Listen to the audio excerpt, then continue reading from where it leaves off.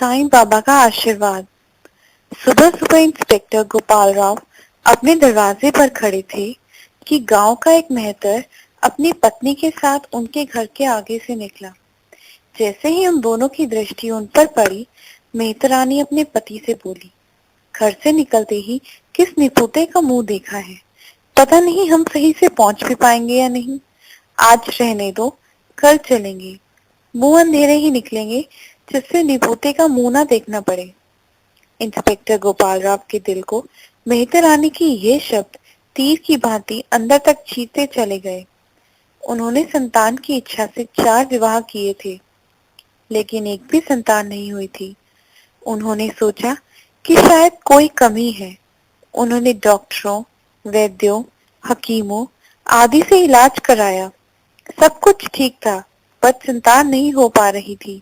इस घटना ने इंस्पेक्टर गोपाल राव को बुरी तरह से झंझोड़ कर रख दिया था।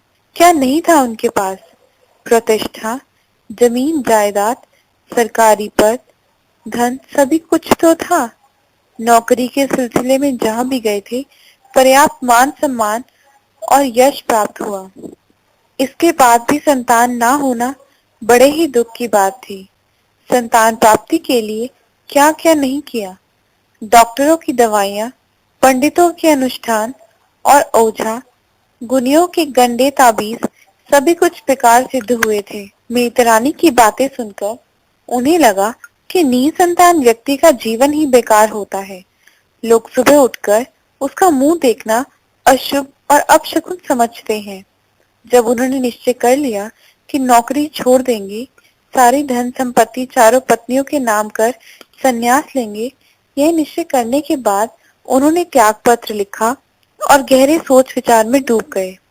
अभी कुछ ही समय बीता था कि दरवाजे के बाहर गाड़ी रुकने की आवाज सुनाई पड़ी। गोपाल राव ने चौंक कर दरवाजे की ओर देखा। गोपाल, गोपाल, दरवाजे पर आवाज आई और दूसरे ही पल उनका मित्र कमरे में आ गया। हेलो रामू। गोपाल राव उठकर खड़े हो गए। तुम इतनी सुबह सुबह कैसे? गोपाल राव ने अपने मित्र का स्वागत करते हुए कहा। ट्रेन से अहमदाबाद जा रहा था, लेकिन जैसे ही ट्रेन यहाँ स्टेशन तक पहुंची, तभी किसी ने मेरे कान में कहा, रामू यहीं उतर जा, गोपाल राव तुम्हें याद कर रहा है। मैं बिना कुछ सोचे समझे उतर गया। स्टेशन के बाहर आया तो मुझे घोड़ा गाड़ी भी मिल गई और सीधे तुम्हारे घर चला आया। गोपाल अपने मित्र रामू की ओर देखने लगे। उसकी समझ में कुछ नहीं आ रहा था कि ये सब क्या है। इस प्रकार एकाएक दोस्त का आ जाना गोपाल राव के लिए बहुत ही आश्चर्य का विषय था।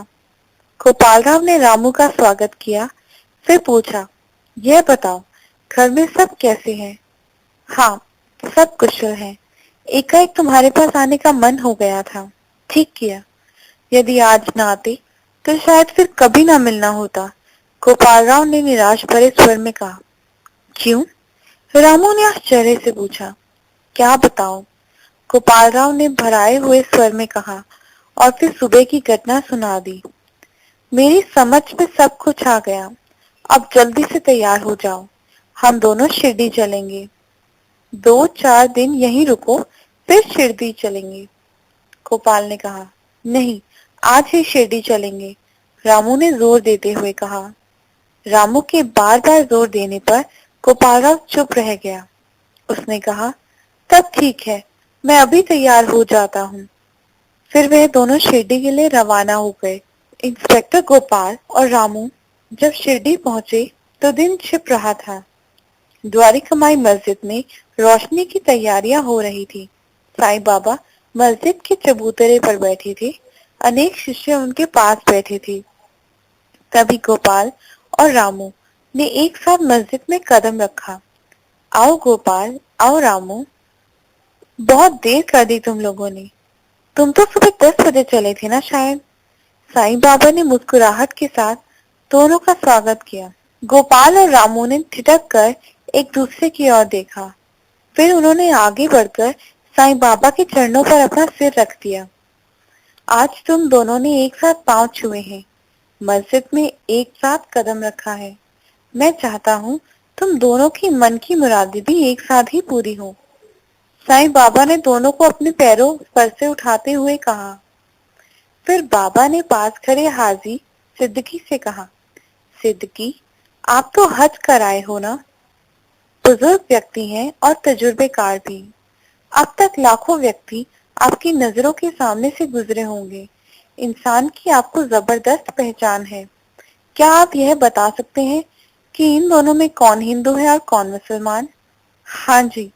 सिद्दीकी गोपाल राव और रामू के चेहरे को बड़े ध्यान से देखने लगा और कुछ देर बाद बोली, साईं बाबा, आज तो मेरी बूढ़ी और तजुर्बेकार आंखें भी मुझे धोखा दे रही हैं। मैं नहीं बता सकता कि इन दोनों में से कौन हिंदू है और कौन मुसलमान। मुझे दोनों ही हिंदू भी दिखाई दे रहे हैं और मुसलमान भी। तुम ठीक कहते हो हाजी, यह दोनों हिंदू भी हैं और मुसलमान भी। मैं भी यही चाहता हूँ कि इनका रूप ऐसा ही बना रहे, ये दोनों हिंदू भी रहे और मुसलमान भी। साईं बाबा ने हंसते हुए कहा, साईं बाबा, जिस दिन हम दोनों के मन की मुरादें पूरी हो जाएंगी, उस दिन हम ऐसा काम करेंगे जो समाज के लिए एक मिसाल बनेगी। रामू ने साईं बाबा के पैर छूकर कहा, हाँ बाबा, हम दोनों मित्र मिलकर जिस तरह से एक बन गए हैं और उसी तरह हिंदू और मुसलमान भी धर्म के भेद को मिटा दें। गोपाल ने कहा। रामू का वास्तविक नाम अहमद अली था, पर उसने जानबूझकर अपने को रामू कहलाना शुरू कर दिया। उसकी वेशभूषा देखने में सदा मुसलमान के समान रहती थी। पूछने पर अपना राम वो रामू ही बतलाता था। मेरी शुभकामनाएं और आशीर्वाद तुम दोनों के साथ है। साईं बाबा ने उन दोनों को आशीर्वाद देते हुए कहा, तुम्हारी मनोकामना शीघ्र ही पूरी हो। साईं बाबा ने उन दोनों को मन से आशीर्वाद दिया। ठीक 9 महीने बाद एक दिन गोपाल और रामू के घरों पर एक साथ शहनाइयां बज उठी। साईं बाबा के आशीर्वाद से दोनों की मनोकामनाएं पूरी हो गई थी। दोनों के घर एक ही दिन एक ही समय बच्चे पैदा हुए थे और दोनों ही लड़के थे। यह भी संयोग ही था, जिस समय गोपाल ने मस्जिद की सीढ़ियों पर कदम रखा, ठीक उसी समय रामू भी मस्जिद की सीढ़ियों पर सामने से आ रहा था। ठहरो गोपाल, रामू ने आवाज दी। गोपाल रुक गया, दौड़कर रामू के गले लिपट गया। रामू, आज मैं बहुत खुश हूँ। साईं बाबा की कृपा से आज मेरे माथे का कलंक मिट गया है। आज तक लोग मेरा मुंह देखना अशुभ समझते थे, और गोपाल, आज सवेरे तुम्हारा एक छोटा सा भतीजा आ गया।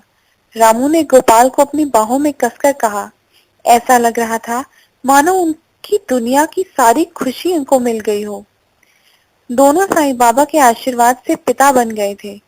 साईं बाबा ने हम दोनों की मुरादें एक साथ पूरी कर दी।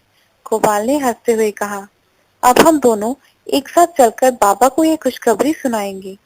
दोनों मित्रों ने जैसे ही अगला कदम रखा, मस्जिद की सीढ़ी पर उनके मुंह में एक साथ निकला, साईं बाबा, और फिर दोनों ने साईं बाबा के चरण स्पर्श किए। साईं बाबा ने दोनों को आशीर्वाद दिया, फिर उनका हाथ पकड़कर अपनी धूनी के पास ले गए। गोपाल बोला, साईं बाबा, हम दोनों यह चाहते हैं कि आज से शिरडी में हिंदू और मुसलमान के जितने भी त्योहार होते हैं, दोनों धर्मों के लोग एक साथ मिलकर उन त्योहारों को मनाया करें, और इसकी शुरुआत इसी रामनवमी से करना चाहते हैं, क्योंकि इस दिन हिंदुओं के भगवान राम का जन्मदिन है और मुसलमानों के पैगंबर हजरत मोहम्मद साहिब का भी जन्मदिन है। हिंदू मुस्लिम एकता को बढ़ाने के लिए, इस परंपरा के लिए इससे शुभ दिन और कोई नहीं हो सकता। गोपाल की बात का मैं भी समर्थन करता हूँ। नई मस्जिद के इमाम साहब जल्दी से बोले, मैं शिरडी के मुसलमानों की ओर से आप सबसे वायदा करता हूँ कि हिंदुओं के जितने भी त्योहार हैं, हम लोग उन त्योहारों को भी मनाया करेंगे। ठीक है। साईं बाबा मुस्कुराए और बोले, मेरे लिए यह सबसे बड़ी खुशी की बात है। दोनों धर्म वालों के बीच भाईचारा स्थापित करना मेरा उद्देश्य है। तुम लोग तैयारी करो, कल भगवान राम और हजरत साहब का जन्मदिन एक साथ मनाया जाएगा। यह सुनकर मस्जिद के उपस्थित सभी लोग खुशी से फूले न समाये। सबके लिए यह प्रसन्नता के साथ साथ एकता बढ़ाने की भी महत्वपूर्ण बात थी।